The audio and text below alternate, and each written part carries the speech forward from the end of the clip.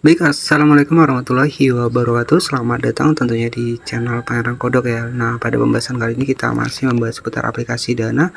Nah, di sini yang akan kita bahas adalah bagaimana cara kita mengganti PIN di aplikasi Dana. Jadi kita akan bahas lengkap ya.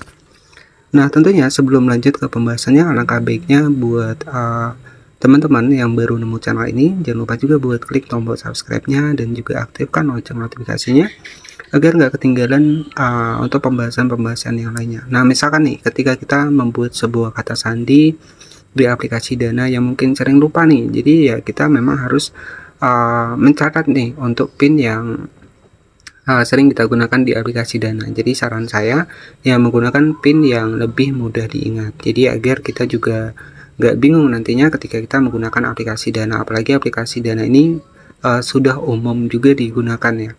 Baik, jadi kita langsung saja masuk di aplikasi Dana seperti ini. Nah, jadi untuk cara ganti PIN sendiri, di sini langsung saja kita masuk di bagian dari menu saya di sebelah kanan.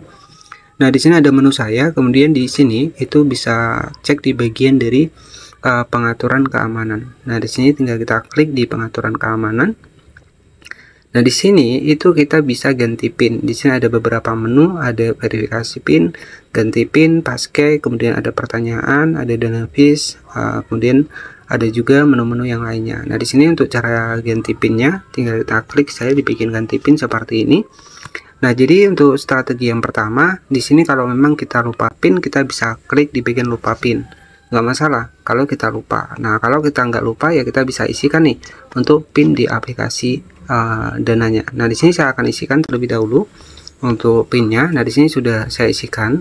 Kemudian di sini kita akan dibawa masuk ke bagian tampilan baru. Jadi buat PIN baru gunakan angka yang sulit ditebak orang lain. Nah, jadi seperti itu.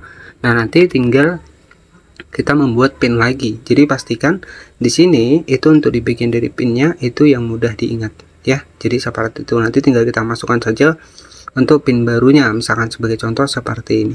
Oke, ini sebagai contoh saja. Jadi nanti kita tinggal konfirmasi PIN lagi. Nah, jadi setelah itu kita akan berhasil untuk ganti PIN di aplikasi dari Dana. Ya, jadi cukup simpel, cukup mudah buat teman-teman semua yang mungkin pengen ganti PIN ketika memang sering lupa. Nanti setelah kita konfirmasi ulang untuk PIN baru yang kita masukkan tadi, nah otomatis nanti akan berhasil. Ya, jadi seperti itu saja untuk tips strategi ya buat kita ganti PIN ya di aplikasi Dana. Jadi terkhusus buat teman-teman yang mungkin di bagian dari PIN sering lupa ya pastikan dicatat ya. Jadi kita harus punya buku catatan juga.